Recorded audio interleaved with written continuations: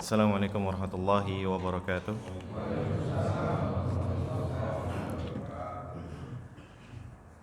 Alhamdulillahilladzi nahmaduhu wa nasta'inuhu wa nastaghfiruh wa na'udzu billahi min shururi anfusina wa min sayyiati a'malina.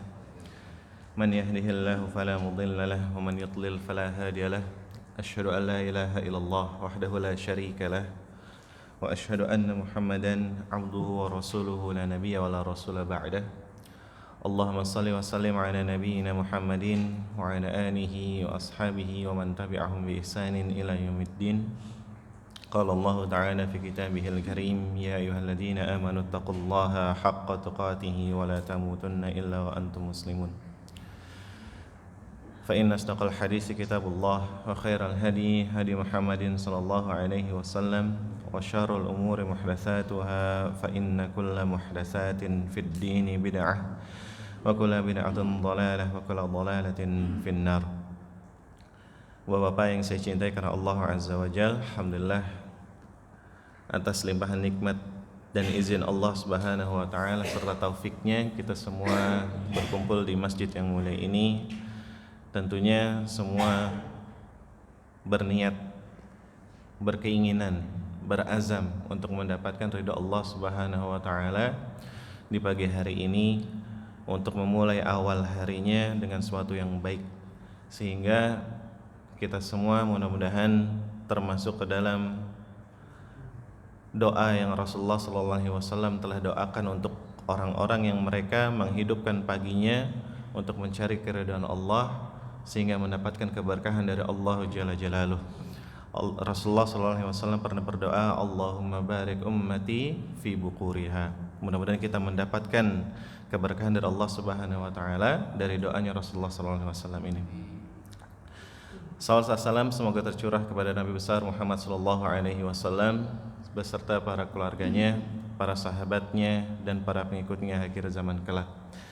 Yang beliau sallallahu alaihi wasallam diutus oleh Allah Subhanahu wa taala untuk kita, mengajarkan kepada kita dan bahkan mewajibkan kita untuk mencintai Rasulullah sallallahu alaihi wasallam di atas kecintaan manusia lainnya. Bahkan pernah disebutkan bahwasanya Umar bin Khattab radhiyallahu ta'ala anhu, beliau pernah mengatakan kepada Rasulullah SAW, ya Rasulullah, aku mencintaimu, mencintai keluargaku dan mencintai diriku sendiri. Kemudian Rasulullah SAW menyanggah perkataan tersebut dengan mengatakan, la ya Umar, enggak gitu ya Umar, tapi cintailah aku.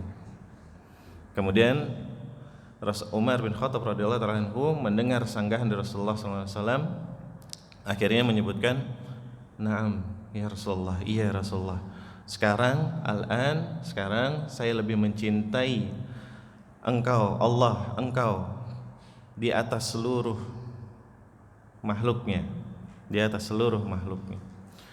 Kemudian di lain kesempatan salah seorang sahabat Anas bin Malik radhiyallahu ta'ala anhu di situ juga pernah meriwayatkan bahwasanya ada seorang laki-laki yang ia bertanya kepada Rasulullah SAW tentang hari kiamat. Ditanya mata sa'ah, kapan itu hari kiamat ya Rasulullah? Kemudian Rasulullah SAW justru bukan menjawab dengan jawaban pasti. Rasulullah malah menjawab dengan sebuah pertanyaan, ma'adatta laha, apa yang telah engkau siapkan? Dan yang membuat takjub adalah jawaban dari seorang laki-laki ini. Beliau menjawab apa? Aku a'datu laha, aku tidak menyiapkan la ma'adatu laha min kasir min sholatin wala sadaqatin wala saumin. Aku enggak siapin untuk menghadapi hari kiamat itu dengan banyaknya salat, banyaknya puasa, banyaknya sedekah. Tapi apa yang dia disebutkan? Walakinni uhibbullaha wa rasulah. Akan tetapi aku mencintai Allah dan Rasulnya. Mencintai Allah dan Rasulnya. Kemudian Rasulullah SAW menjawab dengan sebuah hadis yang sangat terkenal, anta ma'aman ahab, engkau bersama dengan orang yang engkau cintai. Siapa yang dicintai orang tadi? Allah dan Rasulnya. Maka nanti di hari akhirat kelak dia akan bersama siapa? Allah dan Rasulnya. Nah, di sini kemudian Anas bin Malik menyebutkan setelah hadis ini apa? Bagaimana cara mencintai, hakikat mencintai Rasul Allah dan Rasulnya adalah beliau menyebutkan an akuna ma'ahum wa in lam a'mal bi a'malihim, yaitu aku melaksanakan amalan-amalan yang pernah mereka lakukan. Siapa mereka ini? Abu Bakar, Umar, para sahabat lainnya yang berupa kecintaan kepada Rasulullah sallallahu alaihi wasallam, walaupun apa? Aku belum melakukan amalan-amalan tersebut. Di sini dapat kita ambil kesimpulan bahwasanya orang-orang yang ingin masuk surga bersama Rasulullah sallallahu alaihi wasallam adalah mereka yang benar-benar mencintai Rasulullah sallallahu alaihi wasallam sebagaimana kecintaan yang Rasulullah inginkan, bukan kecintaan yang kita bikin-bikin sendiri. Seperti kita mencintai seseorang, tentunya apa yang kita lakukan? Kita akan mencari tahu orang yang kita cintai itu suka apa sih? Pasti begitu kan? Tidak mungkin kita tiba-tiba melakukan sesuatu yang mungkin ia tidak suka. Pasti akan kita cari tahu dulu, kita cari datanya. Oh, dia suka makanan yang asin-asin atau yang manis-manis, lalu diberikan kepada orang yang kita cintai. Begitupun kecintaan kita kepada Rasulullah sallallahu alaihi wasallam, maka harus kita buktikan dengan apa yang dicintai oleh Rasulullah sallallahu alaihi wasallam. Apa yang dicintai Rasulullah SAW? Yang dicintai Rasulullah SAW adalah fattabi'uni. Apa itu? Mengikutiku. Maka kita buktikan kecintaan kita kepada Rasulullah SAW dengan mengikuti Rasulullah SAW. Mengikuti Rasulullah SAW. Dan salah satunya yang dicintai oleh Rasulullah SAW adalah seperti ini. Kita salat berjamaah sebagaimana Rasulullah SAW suka untuk berjamaah. Kita mencari ilmu sebagaimana Rasulullah SAW mencari ilmu. Kita membaca Al-Quran sebagaimana Rasulullah SAW cinta untuk membaca Al-Quran. Karena dengan begini barulah kita dicap oleh Allah Subhanahu wa taala sebagai pengikutnya Rasulullah SAW yang benar-benar mencintai Rasulullah SAW. Karena dalam tafsiran surat Al-Kautsar, salah satunya di situ disebutkan bahwasanya akan datang nanti di hari akhir, di hari kiamat nanti, yang ketika Rasulullah SAW telah diberikan oleh Allah Subhanahu wa taala telaga Kautsar, banyak orang, banyak manusia yang berbondong-bondong datang ke telaga Kautsar tersebut sampai Rasulullah SAW menyangka itu adalah umatnya. Tapi kata malaikat yang mengatakan kepada Rasulullah SAW, innahum laisu ummatakum. Itu bukan umatmu ya Rasulullah. Itu bukan umat kamu. Rasulullah bingung, kenapa itu bukan umat saya? Kemudian malaikatnya mengatakan apa? Karena engkau enggak tahu ma ahdatsu ba'dak. Kamu enggak tahu apa yang mereka telah lakukan setelah sepeninggalmu. Di sini para ulama, salah satunya Ibnu Abbas radhiyallahu ta'ala anhu, mengatakan bahwasanya orang-orang yang mereka melakukan hal-hal yang tidak pernah diajarkan Rasulullah SAW, maka ini adalah termasuk para manusia yang ditolak dari telaga Kautsarnya Rasulullah SAW. Nauzubillah min zalik. Mudah-mudahan kita termasuk ke dalam umatnya Rasulullah SAW yang benar-benar diakui, bukan hanya di dunia ini tapi juga nanti di hari akhirat kelak, dan bahkan mendapatkan syafaat dari Rasulullah SAW untuk kita masuk surga bersama beliau sallallahu alaihi wasallam. Baik, Bapak-bapak yang saya cintai karena Allah Azza wa Jal, kita lanjutkan pembahasan kitab kita, kitab Taisirul Alam Syarah Umdatul Ahkam, yang membahas tentang hadis-hadis yang berisi tentang hukum-hukum dalam fikih, dan kita telah masuk ke dalam bab fi syai'in min makruhatis shalah, yaitu bab tentang sesuatu yang dimakruhkan di dalam salat. Dimakruhkan dalam salat. Nah, sebelum kita masuk ke dalam hadisnya, di sini penulis hafizahullah taala rahimahullah taala, beliau menyebutkan al-makruh indal usuliyyin huwa ma yusabu tarikuhu wa la yu'aqibu fa'iluhu. Yu'aqabu fa'iluhu. Yaitu apa?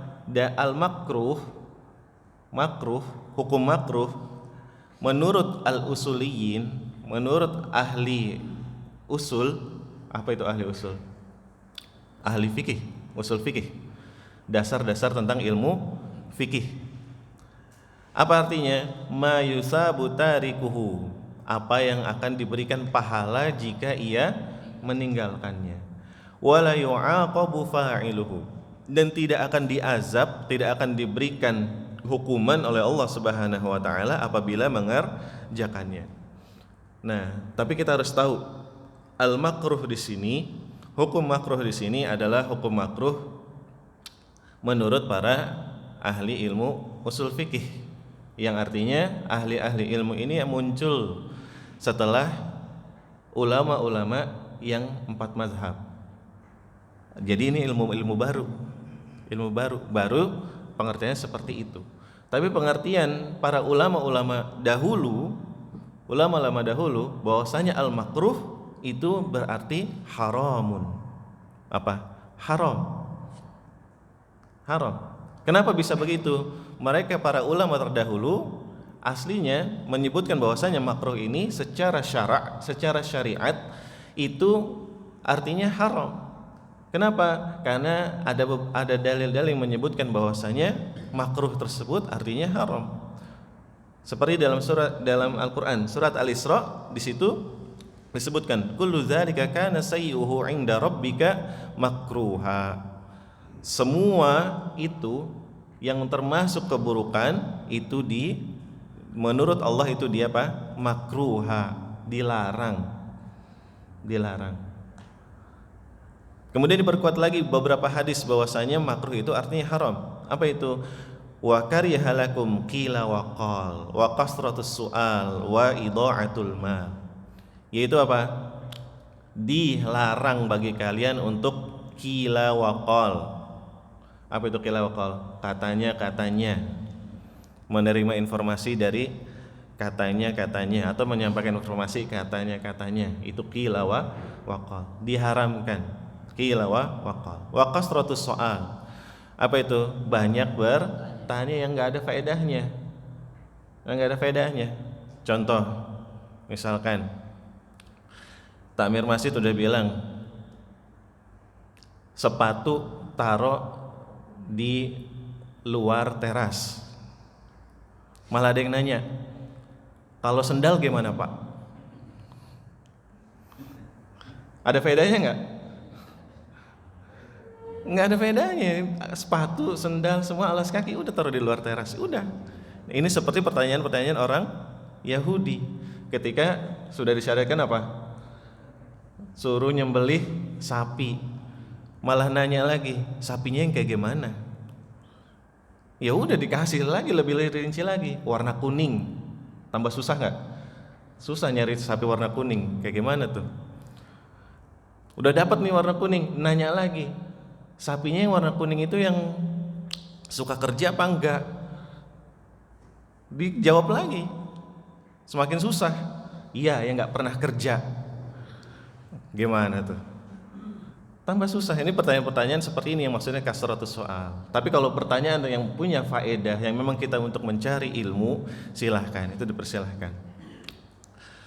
Wa idha'atul mal, atau menyia-nyiakan harta, atau mubazir. Nah, di sini disebutkan bahwasanya makruh di sini dari dasar Al-Qur'an dan hadis ini menjadikan bahwasanya makruh itu berarti haram. Makanya kalau kita nanti baca buku-buku fikih, kalau ada ulama terdahulu, ulama-ulama yang lama itu menyebutkan haza makruh, ini makruh, maka artinya haram. Jangan dibawa kepada pengertian usuliyin, ulama-ulama sekarang. Kenapa? Karena akan menjadi rancu.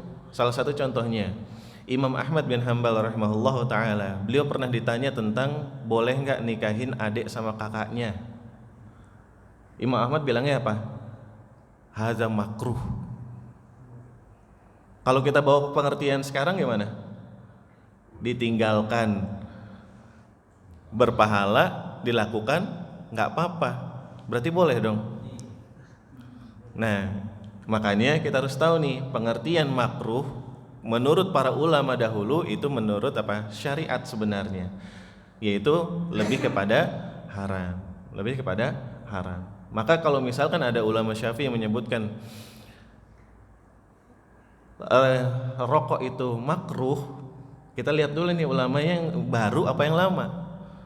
Kalau Imam Syafi'i sendiri menyebutkan makruh, maka itu berarti apa? Haram. Itu berarti haram. Itu berarti haram. Baik, kita lanjutkan. Wa makruhatus salati asya'un tukhillu bikamaliha wa la tubtiluha. Akan tetapi makruh di sini yang ada dalam salat adalah sesuatu yang dimaksudkan mengurangi kesempurnaan dari salat dan tidak membatalkannya. Wa hiya katsiratun dzakara al-muallif minha ma yatadammanahu hadzani al-hadisan. Dan itu banyak sekali makruh-makruh dalam salat. Dan tapi disebutkan oleh penulis di sini hanya ada 2 hadis. Kita masuk ke dalam hadis al-khamsun. Hadis yang pertama, hadis yang nomor 50. An Aisyah radhiyallahu anha 'an Nabi sallallahu alaihi wasallam qala. Dari Ibunda Aisyah radhiyallahu taala anha bahwasanya Rasulullah sallallahu alaihi wasallam bersabda, "Idza uqimatis salatu wa hadaral 'asya'u fabda'u bil 'asya'i." Apabila telah ditegakkan salat wa hadaral 'asya dan telah hadir asya. Apa itu asya? Hidangan makan malam. Nah, ini bahasa Arab Masya Allah, kalau nggak ada harokatnya harus tahu konteks kalimatnya. Kenapa? Karena kalau dibacanya wa hadaral 'isya artinya beda lagi. Asya itu artinya hidangan makan malam, kalau isya apa?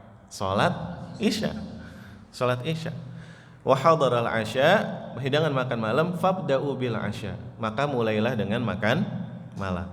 Oke, kita sambung dengan hadis selanjutnya karena satu makna. Wali muslimin, dan dari hadis riwayat Muslim, an Aisyah radhiyallahu anha, dari Bunda Aisyah juga radhiyallahu taala anha, qalat, ia berkata, sami'tu Rasulullah sallallahu alaihi wasallam yaqul, aku mendengar Rasulullah sallallahu alaihi wasallam bersabda, la salata bihadratit ta'am wala wa huwa yudafi'uhul akhbasan. Tidak ada salat dengan hadirnya makanan, dan juga tidak ada salat bagi seseorang apabila ia lagi apa? Yudafi'uhul akhbasan, lagi menahan akhbasan. Akhbasan itu 2 keburukan. Apa itu 2 keburukan? Yaitu al-baul wal gaut. Yaitu menahan kencing dan juga menahan apa tuh? BAB, mules gitu. Nahan BAB. Nah, ini bahkan udah sering banget kita dengar hadis ini. Tapi terkadang kita salah memahami. Oh, enggak ada salat kalau udah datang makanan. Enggak ada salat kalau udah datang makanan. Berarti kita makan dulu. Nah, seringnya begitu ya. Lagi udah dengar azan, makanan udah matang, udah enggak boleh salat tuh. Kita makan dulu, udah gitu. Akhirnya salatnya belakangin, makan dulu. Tapi maksudnya di sini, maksudnya para ulama dari hadis ini menjelaskan bahwasanya yaitu orang-orang yang menunda sholatnya untuk menyantap hidangan makanannya adalah untuk orang-orang yang mereka itu benar-benar muhtaj. Apa itu muhtaj? Butuh banget. Butuh banget. Jadi kalau misalkan lagi nggak lapar, nggak begitu lapar, udah azan, lebih baik apa? Sholat dulu.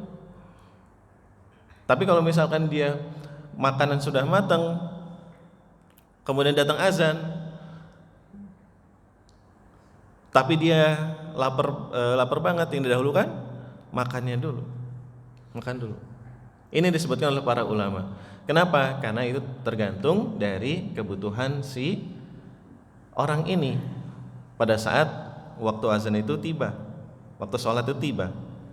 Makanya di sini langsung saya ambil dari mu'alif ma yukhadhu minal hadis, apa intisari dari hadis ini. Yang pertama, karahatus shalah inda hudurit ta'am al-muhtaji ilaih, yaitu dibencinya untuk melanjutkan salat atau menunaikan salat ketika datang makanan al-muhtaju ilaih, bagi orang-orang yang muhtaj, orang-orang yang butuh, yang lapar. Atau kayak tadi, lagi mules, lagi nahan kencing, jangan malah ditahan. Itu nggak boleh. Dan bahkan di sini disebutkan apa? Disebutkan bahkan boleh untuk meninggalkan sholat berjamaah kalau misalkan memang apa? Kalau memang sangat dibutuhkan. Dia lapar banget, makannya masya Allah. Biasa porsi apa? Portugal, porsi tukang gali. Porsi tukang gali. Nasinya 1 bakul, kuahnya 1 sendok, lauknya dikit, yang penting nasinya banyak. Makannya agak lama,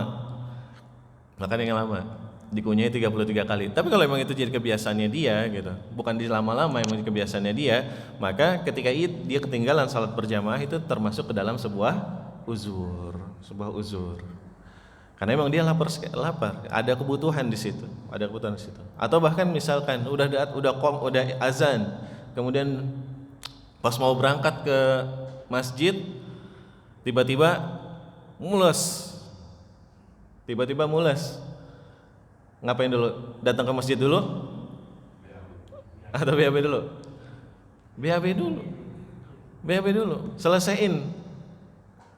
Jangan setengah-setengah. Kenapa? Takutnya kalau setengah-setengah pas lagi datang ke sholat kepikiran lagi tuh mulesnya muncul lagi. Akhirnya sholatnya menjadi nggak khusyuk. Kalau seperti itu bagaimana? Nah, di sini nanti ada hukumnya. Kemudian syarat yang kedua untuk dalam hadis ini, jika kita mau mendahulukan makan dulu atau buang hajat dulu, maka malam yadiq al-waqtu fatuqaddam mutlaqan. Apabila waktunya itu enggak sempit. Syarat yang kedua, apabila waktunya enggak sempit. Maksudnya seperti apa? Kayak tadi di awal waktu udah dengar azan, itu waktunya masih panjang nih. Kayak subuh misalkan bangun subuh jam 4:30 atau tadi azan jam 4.25 ya. 4.25 kita bangunnya jam 4.20. Kemudian kita siap-siap ambil wudhu, tapi pas habis ambil wudhu mau berangkat langsung mules. BHB dulu. Nah, pas BHB dulu ternyata ketinggalan subuh salat jamaah enggak ketinggalan salat jamaah, tapi waktu subuh masih panjang sampai waktu jam berapa? Tulu jam 5.40. Terbitnya 5.40. Masih ada panjang dikit. Nah, itu masih diperbolehkan untuk mendahulukan kayak tadi BAB. Atau pada saat misalkan mau azan maghrib, udah datang makanan, udah siap makanan, istri udah menghidangkan makanannya, kemudian azan, maka kalau memang lapar banget makan dulu, masih ada waktu 1 jam sampai isya, itu masih boleh mendahulukan makan dulu. Tapi kalau misalkan waktunya sudah sempit, kayak misalkan kita lagi sholat asar ketiduran, lagi nungguin sholat asar di ruang tamu, taunya malah ketiduran, bablas. Bangun sudah jam 5:30. Maghrib jam 17.40 misalkan. 17.40. Bangun tiba-tiba udah 5:30. Apa yang dia lakuin? Terus kemudian pada saat itu istri udah yang makanan, bangun lapar. Apa yang dia lakuin? Sholat dulu. Nggak boleh makan dulu. Nah, itu maksudnya dari waktunya masih lapang. Syarat kedua kalau mau mendahulukan makan adalah waktunya masih lapang. Kemudian syarat yang ketiga adalah an la yaj'al awqatas sholawati mawa'ida lima dzukira ma huwa fi maqduril insani minha. Yaitu syarat ketiga, ia tidak menjadikan waktu-waktu sholat itu malah menjadi sebuah kebiasaan bagi dia untuk hal-hal yang tadi, untuk makan. Kadang ada orang begitu, saya makan pas maghrib aja, bener-bener pas azan maghrib makan. Nah, itu nggak boleh. Itu nggak boleh dijadikan sebagai waktu untuk apa tadi? Waktu untuk yang mubah, mengalahkan yang mubah dari yang wajib. Itu syarat yang ketiga. Kemudian di sini penulis rahimahullah taala menyebutkan anna hudurul qalbi wal khusyu'a matlubani fis shalah, yaitu bahwasanya kekhusyuan dan juga kehadirannya hati pada saat salat merupakan hal-hal yang memang diminta oleh Allah Subhanahu wa taala. Maka yang diwajibkan atau bahkan diperintahkan oleh Rasulullah sallallahu alaihi wasallam adalah menghilangkan segala macam hal yang bisa menghilangkan dua hal tersebut. Kalau misalkan tadi udah mules, ya udah buang dulu. Kalau memang sudah lapar, makan sudah terhidang, silahkan makan dulu. Yang ketiga disebutkan intisarinya, yang bagi lil musalli ib'adu kulli ma yushghiluhu fi salatihi, yaitu seharusnya seorang yang salat itu menjauhi setiap apa yang dapat menyibukkannya di dalam salatnya. Apa aja? Dari hadis ini, walaupun menyebutkan tentang makan dan juga tentang menahan khobas atau menahan BAK atau BAB, di sini mengandung pengertian bahwasanya menghilangkan semua hal yang mengganggu salatnya.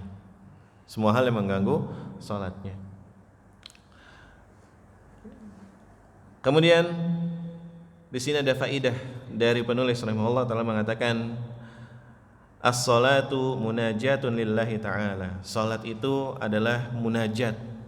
Apa itu munajat? Bahasa Indonesia nih jadi munajat. Ya. Apa itu munajat? Memohon, permohonan, penghambaan. Nah, aslinya munajat itu asal kata dari kata naja, yanju. Pelepasan. Berlepas diri. Dari apa? Maksudnya munajat itu meminta lepas diri dari hal-hal yang dibenci Allah. Salah satunya adalah seperti neraka. Munajat kepada Allah. Fa kaifa takunu ma'al ghaflah? Bagaimana bisa seseorang itu munajat kepada Allah tapi dalam keadaan ghaflah, dalam keadaan lalai? Ini tidak seharusnya seperti itu. Wa qad ajma'al ulama'u 'ala annahu laysa lil 'abdi illa ma'aqila minhu. Dan ulama berijma bahwasanya tidak boleh bagi seorang hamba yang ia berakal untuk melakukan hal tersebut. Liqaulihi ta'ala, berdasarkan firman Allah Subhanahu wa taala mengatakan wa aqimis sholata li dzikri, dan dirikanlah salat untuk mengingatku. Wa qauluhu wa la takum minal ghafilin, dan janganlah kalian menjadi orang-orang yang lalai. Kemudian di sini ada sindiran dari Rasulullah sallallahu alaihi wasallam, diriwayatkan dari Abu Daud wan Nasa'i Ibnu Hibban, bahwasanya Rasulullah SAW mengatakan innal abda la yusalli as-salata la yuktabu lahu ashruha wa la sudusuha. Ada seorang hamba yang ia salat tapi tidak dicatat oleh malaikat salatnya tersebut walaupun 1/10 atau 1/6-nya. Maksudnya bagaimana?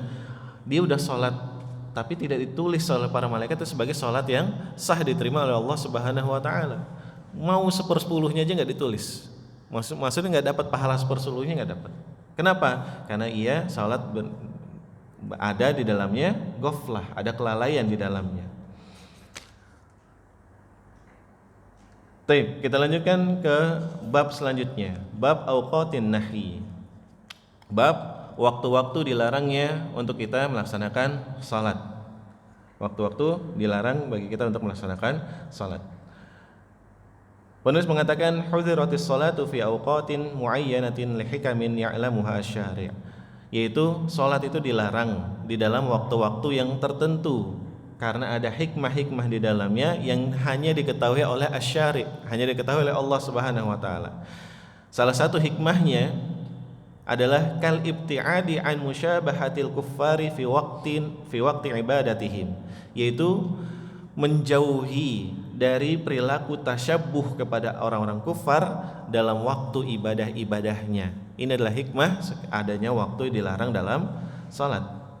Wa auqatun nahi salasah, dan disebutkan oleh penulis waktu-waktu dilarang untuk salat itu ada tiga. Al-awwal min salatil fajri hatta tartafi asy-syamsu 'anil ardi qaida rumhin, yaitu dari salat subuh sampai matahari itu naik atau tulu'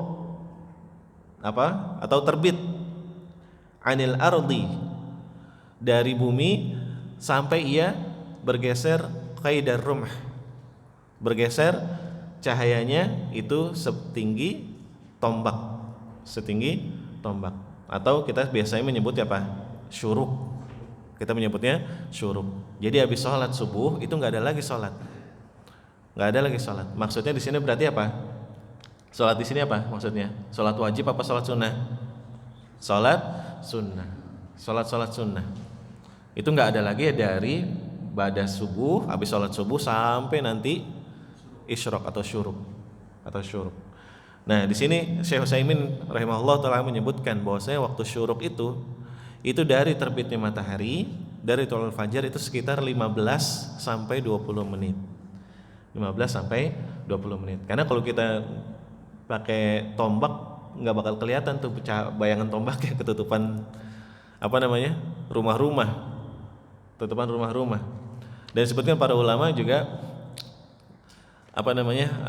tinggi tombaknya itu setinggi bayangan tombaknya itu setinggi 3 meter, itu baru disebut syuruk. Nah, kita nggak mungkin nih, makanya di situ para ulama kontemporer yang sekarang menyebutkan itu sekitar 15 sampai 20 menit setelah tulu' atau setelah terbit. Yang kedua, hina tablughu syamsu nihayataha fil irtifa', yaitu ketika matahari itu di puncaknya, maksudnya di tengah hari. Ini sudah kita bahas di pertemuan sebelumnya bahwasanya waktu sholat zuhur kapan? Zawal, atau ketika dia sudah puncak itu sekitar sudah bergeser sedikit. Hatta tabda'u fiz zawal, sampai ia memulai untuk zawal tadi. Yang ketiga, min sholatil asri ilal ghurub, dari sholat asar sampai terbenamnya matahari. Itu nggak ada lagi sholat sunnah. Tapi sholat sunnah di sini para ulama membagi pembagian atau jenisnya. Sholat sunnah di sini ada namanya sholat sunnah yang zawatus sabab namanya. Sholat sunnah yang ia memiliki sebab di dalamnya. Apa contohnya? Tahiyatul masjid. Apa sebabnya? Masuk masjid. Apa sebabnya kita sholat tahiyatul masjid? Masuk masjid. Sholat apa lagi? Tawaf. Apa sebabnya? Karena kita bertawaf. Sholat wudu. Karena kita berwudu. Ada sunnahnya. Itu sholat sunnah yang zawatul asbab itu masih boleh untuk dilakukan di waktu terlarang ini. Yang nggak boleh adalah sholat sunnah mutlak atau sholat sunnah yang tidak ada sebabnya. Itu nggak boleh untuk kita melaksanakan sholat sunnah di waktu terlarang ini. Ya kayak misalkan kita tiba-tiba habis sholat subuh pengen sholat 2 rakaat. Nah itu nggak boleh, nggak ada sebabnya. Itu nggak ada sebabnya. Nah, yang kedua yaitu tadi. Yang kedua sholat sunnah ghairu zawatil asbab, yaitu sholat sunnah yang tidak punya sebab di dalamnya. Baik, kita bacakan hadis yang masuk ke dalam bab larangan atau waktu-waktu terlarang untuk sholat. Yang pertama adalah al-hadis tsani wal khamsun, hadis yang ke-52.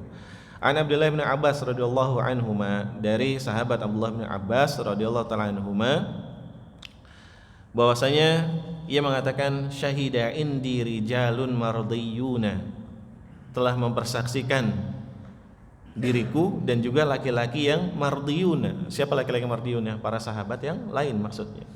Wa ardahum indi Umar, dan yang paling aku ridho dari laki-laki semua yang tadi menyaksikan bersamaku itu siapa? Umar bin Khattab. Anna Rasulullah sallallahu alaihi wasallam naha 'anis salati ba'da subhi hatta tatlu'a asy-syamsu wa ba'da al-'asri hatta taghrub. Yaitu Rasulullah sallallahu alaihi wasallam melarang untuk salat setelah waktu subuh sampai terbitnya matahari, dan dari waktu asar sampai terbenamnya matahari. Hadis yang selanjutnya, hadis yang ke-53, an Abi Sa'id Al-Khudri radhiyallahu anhu an Rasulillah sallallahu alaihi wasallam qala, dari Abu Sa'id Al-Khudri radhiyallahu anhu, sahabat Nabi sallallahu alaihi wasallam, dari Rasulullah sallallahu alaihi wasallam bersabda, la salata ba'da subhi hatta tartafi asy-syams. Enggak ada salat atau tidak ada salat setelah salat subuh sampai matahari itu terbit, wala salata ba'dal asri hatta taghiba asy-syams, dan tidak ada salat setelah salat asar sampai terbenamnya matahari.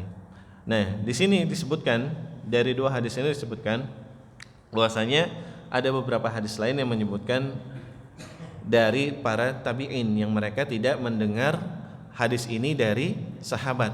Makanya beberapa hadis yang lain disebutnya hadis mursal. Apa itu hadis mursal? Hadis mursal adalah hadis yang tidak disebutkan salah satu dari jalur periwayatannya.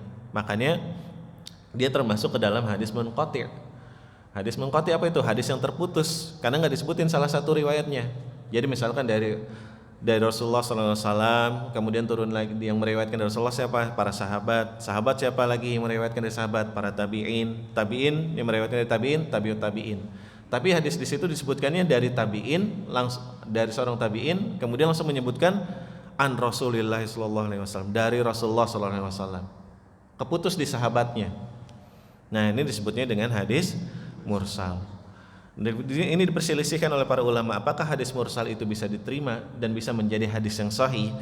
Nah, yang paling rajih menurut saya adalah bahwasanya hadis mursal bisa menjadi sahih apabila yang tidak disebutkan di situ adalah para sahabat. Kenapa? Karena para sahabat itu semuanya udul, semuanya dapat dipercaya. Makanya bisa hadis mursal itu menjadi sahih atau bahkan bisa dijadikan hujjah karena yang tadi yang dihilangkan adalah sahabatnya. Akan tetapi kalau bila turun dari sahabatnya, misalkan tabi'in atau tabi'ut tabi'in atau yang lain sebagainya, nah ini perlu dicek kembali. Kenapa? Karena para generasi setelah sahabat itu tidak udul atau tidak dihukumi oleh para ulama tidak tidak dipercaya seluruhnya gitu. Ada beberapa yang berubah. Nah, dalam hadis ini menyebutkan bahwasanya ada waktu-waktu sholat yang memang kita dilarang untuk melaksanakan sholat sunnah di waktu tersebut. Apalagi Pak tadi Pak ulang? Saat setelah subuh sampai terbit matahari. Terus matahari sampai pada saat puncaknya, lagi panas-panasnya. Terus yang ketiga setelah asar sampai terbenam matahari. Nah, ini enggak boleh. Enggak boleh untuk melaksanakan salat sunnah di situ. Taib. Iya, silakan. Salat sunnah? Apa? Salat sunnah jenazah. Taib. Nah, ini tadi saya sebutkan bahwasanya salat sunnah yang dilarang adalah salat sunnah yang ghairu zawatil asbab atau tidak punya asbab. Salat jenazah apakah salat sunnah? Bukan. Dia salat apa? Hukumnya apa? Fardu kifayah dan dia memiliki apa? Memiliki sebab. Maka jika kita melaksanakan salat jenazah di waktu terlarang tersebut masih diperbolehkan. Kenapa? Karena tadi dia punya sebab dan juga dia hukumnya apa? Fardu kifayah. Allahu a'lam bishawab. Baik, kita lanjutkan ke bab selanjutnya, yaitu bab qada'il fawaid wa tartibiha, yaitu bab tentang mengganti sholat yang tertinggal dan urutannya. Nah, ini terkadang kita suka lupa nih, ketika kita waktu sholat tertinggal kemudian kita lupa. Nah, di sini penulis membawakan sebuah hadis dari Rasulullah SAW yang sebenarnya sudah kita bahas juga tentang hari atau tentang dalam keadaan perang Khandaq atau perang apa nama lain perang Khandaq? Perang Parit itu artinya Khandaq parit. Apa nama lain perang Khandaq? Ahzab, ahsan. Perang Ahzab. Kenapa disebut perang Ahzab? Ayo, ini kita murojaah lagi nih. Yang kemarin dari ini nih, udah kita jelasin. Kenapa disebut perang Ahzab? Lupa. Ahzab itu artinya apa? Hizb, kelompok. Kenapa disebut perang Ahzab? Karena pada saat itu orang-orang Yahudi mengajak kelompok-kelompok lainnya untuk bergabung menjadi satu memerangi kaum muslimin. Diajak kaum kafir Quraisy, diajak kaum Yahudi dari Bani Nadir, dari Bani Kinana, semua diajak. Nah ini an Jabir bin Abdullah radhiyallahu anhuma, dari Jabir bin Abdullah radhiyallahu anhuma bahwasanya Umar bin Khattab radhiyallahu anhu jaa yaumal Khandaq, bahwasanya Umar bin Khattab radhiyallahu taala anhu ia datang pada hari Khandaq, al-Khandaq, pada saat hari perang Khandaq tersebut.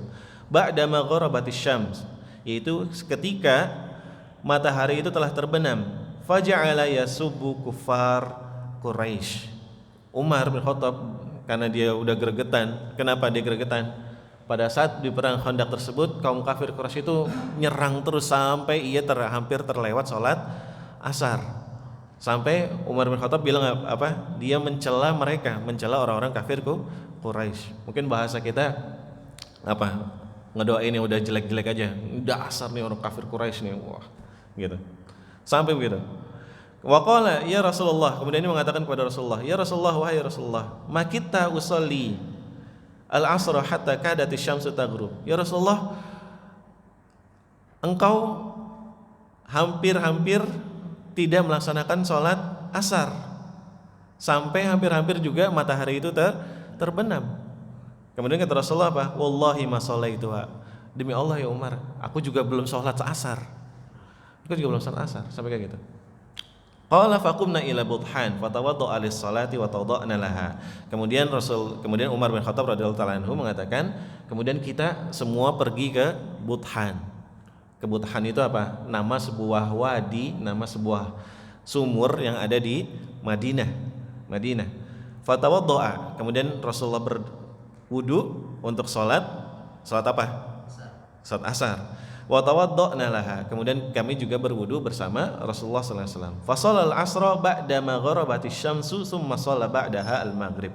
Kemudian kita apa? Salat asar setelah matahari itu terbenam, kemudian kita salat maghrib setelahnya. Salat maghrib setelahnya. Jadi urutannya bagaimana? Masih tetap enggak apa kita balik? Masih tetap. Jadi ketika misalnya kita ketinggalan karena uzur, kalau ini uzur perang Khandaq ini disebutkan oleh para ulama, kok kenapa Rasulullah SAW nggak sholat khauf aja? Apa itu sholat khauf? Sholat karena sebab apa? Takut. Sholat khauf aja. Nah, para ulama menyebutkan pada saat perang Khandaq ini perintah untuk melaksanakan sholat khauf itu belum turun. Makanya mereka masih apa? Masih terus lanjut bablas. Tapi sholat khauf, Bapak tahu kan ya? Salat khauf yaitu tetap salat di tengah perang, tapi bergantian. Ada tata caranya. Biar apa? Tetap menjaga barisan kaum muslimin dari peperangan, tapi ada tetap melaksanakan salat. Nah, ini waktu belum turun perintah untuk sholat khauf. Akhirnya Rasulullah SAW bablas. Dan ini mencontohkan kepada kita, mengajarkan kepada kita bahwasanya ketika kita ketinggalan salah satu sholat wajib, maka apa? Maka kita melaksanakannya sebagaimana urutannya. Karena ini disebutkan juga dalam hadis yang lain dari Bukhari Muslim, Rasulullah SAW mengatakan, man nama anis salah, barang siapa yang ia ketiduran waktu salah atau fanasiyaha, atau dia lupa, falyusalliha idza zakaraha, maka salatlah ketika ia ingat. Ketika dia ingat. Nah, ketika dia ingat, misalkan tadi kita zuhur, niatnya mau qailulah. Tahu qailulah? Tidur siang sebentar gitu. Qailulah. Asal kata dari kata qalil. Terus ism tasgirnya jadi qailulah. Ism tasgir itu maksudnya kalau bahasa Indonesia hiperbola, kayak kalau bahasa Jawanya kayak misalkan jauh jadi apa? Waduh gitu ya. Jauh banget jadi waduh gitu. Banyak banget jadi wakeh gitu. Nah, kalau banyak doang apa? Akeh gitu ya. Nah, bahasa Arab juga gitu. Kalau dia hiperbola ada lagi wazannya, ada lagi rumusnya. Bukan cuma banyak doang, tapi sedikit pun, kecil pun bahasa Arabnya ada. Jadi kayak misalkan bahasa Arabnya buku, kitabun. Kalau bukunya kecil, namanya bukan kitab. Jadi kutaibun. Nah, tadi qailullah dari asal qalil, dikit tidurnya. Qailul jadi lebih dikit lagi. Maksudnya berarti tidurnya cuma sejenak. Nah, Bapak niatan, wah saya mau qailullah lah, mau contoh Nabi, sunnah Nabi nih. Sebelum zuhur qailullah. Taunya pas qailullah bangun-bangun jam 4. Itu bukan qailullah lagi. Itu udah banyakan. Bangun-bangun jam 4. Nah, makanya bagaimana? Kita melaksanakan apa? Asar dulu apa zuhur dulu? Zuhur dulu, baru asar. Zuhur dulu baru asar. Allahu a'lam bishawab. Kemudian di sini udah masuk ke pembahasan selanjutnya. Mungkin sampai sini dulu kita pembahasan dari hal-hal yang dimakruhkan di dalam salat. Hal yang dimakruhkan dalam salat. Insyaallah jika ada pertanyaan kami persilakan.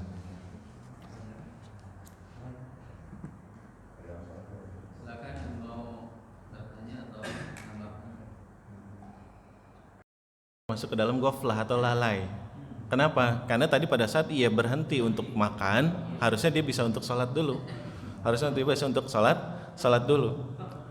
Kalau dia bisa berhenti untuk makan, harusnya dia juga bisa berhenti untuk sholat, gitu ya. Nggak mesti, nggak apa-apa Pak. Datang aja ke wartegnya, Pak, saya numpang sholat. Gitu. Boleh nggak gitu? Bisa aja sebenarnya kayak gitu. Nah, tapi itu termasuk ke dalam ghaflah. Termasuk dalam ghaflah atau kelalaian. Makanya pertama itu ke dalam kelalaian. Nah, tapi kalau sudah terjadi seperti itu bagaimana? Karena dia lalai seperti itu dan dia berdosa nggak? Ya masuk berdosa karena dia sudah lalai dalam sholatnya. Nah, dia harus menggantinya bagaimana?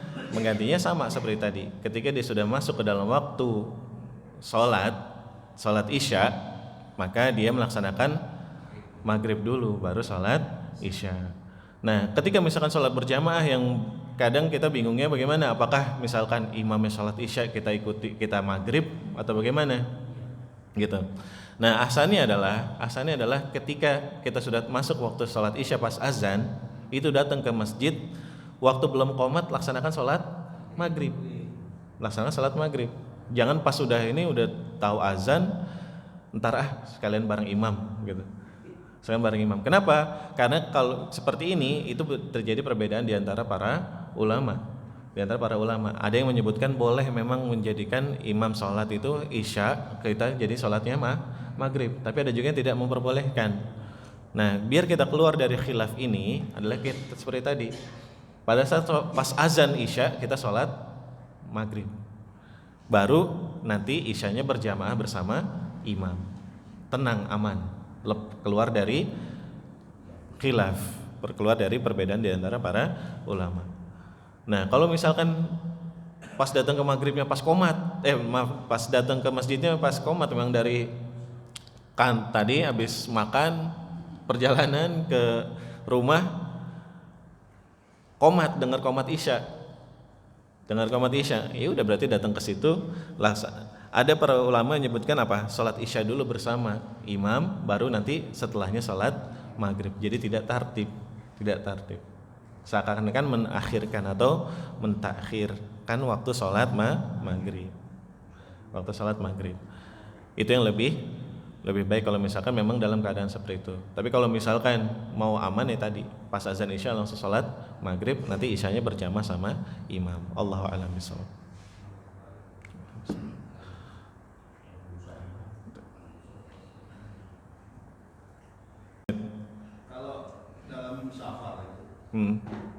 Apa betul kita justru di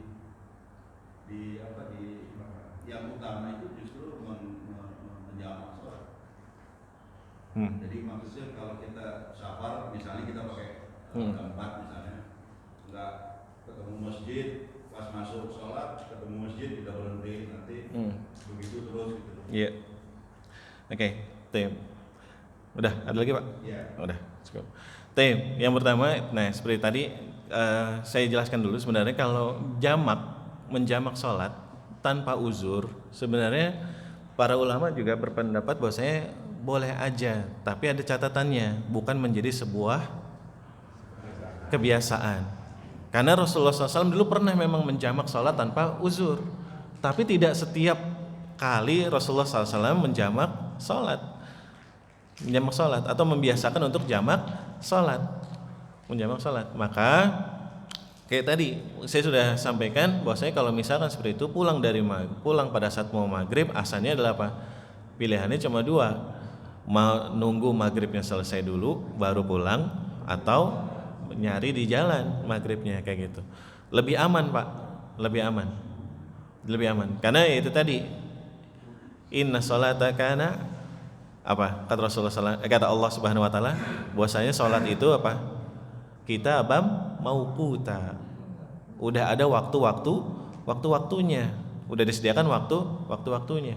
Allah sendiri yang bilang seperti itu. Artinya apa? Di sini para ulama berpendapat bahwasanya kalau sudah ada waktu-waktunya, laksanakan sesuai waktunya. Sudah ada itu bukti bahwasanya kita sudah melaksanakan ketaatan kepada Allah Subhanahu wa taala. Nah, makanya kalau misalkan sesekali nggak apa-apa lah, masih nggak diperbolehkan. Tapi kalau misalnya udah menjadi sebuah kebiasaan, itu yang dipermasalahkan dan itu yang dilarang. Nah, itu yang pertama. Kemudian yang kedua, benar kata Bapak bahwasanya yang paling utama pada saat kita safar itu adalah kita menjamak sholat kita. Bahkan kita boleh untuk mengqashar sholat kita. Itu yang paling utama. Karena di situ ada hadis Rasulullah SAW menyebutkan bahwasanya apa? Innallaha ahabba al-abda akhadha rukhsatahu atau kama qala Rasulullah SAW. Allah itu senang kalau hambanya itu mengambil keringanan yang telah Allah berikan. Justru Allah senang kalau hambanya itu ngambil keringanan yang telah Allah berikan. Dan itu salah satu keringanan yang diberikan kepada orang-orang yang sedang safar, yaitu untuk menjamak sholatnya. Nah, pada saat safar itu kenapa diperbolehkan untuk menjamak? Karena memang pada saat safar itu sangat sulit sekali, penuh dengan kesulitan. Bahkan di situ Rasulullah SAW menyebutkan apa? Bahwasanya safar itu setengah dari kematian. Nisful maut, setengah dari kematian. Kenapa? Pada saat safar semuanya banyak kesulitan yang datang. Makanan aja kalau kita lagi safar nggak seenak kita makan di rumah, ya itu udah hilang, berkurang. Makanya kenapa pop mie rasanya lebih strong, yaitu karena lidah kita pada saat safar apa? Berkurang rasanya. Makanya rasa-rasa makanan pada saat safar itu rasanya kurang. Nah, itu adalah keringanan yang Allah berikan kepada orang-orang yang safar. Nah, cuma kadang orang yang safar ini harus tahu dulu yang disebut safar itu apa. Kadang itu yang orang bingung, safar itu apa? Bepergian itu apa? Apakah kita ke pasar Cibinong itu juga safar gitu? Apa kita ke mana? Ke Jati Jajar itu safar gitu? Kita harus tahu dulu, kembali lagi pembahasannya safar. Ini sebenarnya ada juga penjelasan di sini. Cuma singkatnya begini. Yang disebut dengan safar, bepergian itu memang ada batasan-batasannya. Bahkan di situ ada ulama yang menyebutkan pertama, yang disebut dengan safar itu kalau misalkan perjalanan sehari semalam. Ada yang menyebutkan 3 hari, 3 malam. Ada yang menyebutkan batasan safar itu adalah 80 kilo dari rumah terakhir dari batas wilayahnya. Jadi bukan dari rumah kita, tapi dari batas rumah terakhir di wilayah kita. Misalkan ini apa masuknya apa? Villa Pertiwi, rumah terakhir di Villa Pertiwi mana paling depan? Nah itu dihitungnya 80 kilo dari situ gitu, bukan dari rumah kita. Nah, ada yang menyebutkan yang disebut dengan safar adalah safar yang urf atau yang sudah memang kebiasaan manusia itu udah menyebut itu safar. Kayak misalkan ke puncak jatuhnya safar bukan? Healing. Safar masuknya safar puncak itu masuknya safar nggak? Bagi orang Jakarta puncak itu safar. Masuk safar. Bisa itu Mas, bisa masuk. Nah itu tadi kan saya bilang itu ada perbedaan di antara ulama. Nah salah satunya yang menyebutkan bahwasanya safar itu kembali ke urf atau kebiasaan manusia, kebiasaan masyarakat atau warga sekitar situ, itu adalah pendapatnya dari Syekh Muhammad Ibnu Taimiyah rahimahullah taala, beliau menyebutkan seperti itu. Nah itu harus kita tahu. Nah jadi intinya kalau diambil dari semua pendapat para ulama itu, yang disebut dengan safar adalah yang jaraknya jauh, yang jaraknya jauh, dan kembali kepada apa? Kembali kepada kebiasaan. Nah jangan dibilang misalkan kalau dari sini nih, dari Depok ke Sawangan, safar enggak? Safar macet. Nah itu bukan safar. Macet itu bukan safar. Macet itu bukan perjalanan. Macet itu kondisi. Nah itu bukan safar. Nah itu bukan safar. Walaupun lama, ke Sawangan 1 jam. Sawangan 1 jam. Bukan safar, sabar. Iya, nah itu dia. Makanya intinya dari semua pendapat bahwasanya yang disebut dengan safar adalah yang memang perjalanannya jauh. Walaupun enggak peduli itu macet apa enggak. Yang penting itu jaraknya jauh itu termasuk ke dalam safar. Kalau dihitung di map misalkan dari Villa Pertiwi ke Sawangan ya cuma 5 kilo misalkan. Atau berapa? Ada 10 kilo. 18 kilo ya. 18 kilo itu masuknya jauh enggak? Enggak terlalu jauh, belum terlalu jauh. Kayak gitu. Nah, Allahu a'lam bishawab. Nah, makanya kalau misalkan sudah masuk ke dalam safar, nah itu silahkan ambil rukhsahnya. Ambil untuk menjamak salatnya atau bahkan mengqashar salatnya. Boleh. Nah, kemudian nanti nyambung lagi nih. Kalau udah sampai di tempat tujuan kita masih boleh jamak apa qashar? Atau boleh dua-duanya? Nah itu nanti aja panjangan. Oke, waktunya insyaallah sampai sini dulu. Alhamdulillah udah masuk ke dalam syuruk, udah lewat 10 menit dari Tulo, 15 menit dari Tulo. Mudah-mudahan bermanfaat bagi saya khususnya dan juga pada jamaah umumnya dan bisa kita praktekkan dalam kehidupan sehari-hari.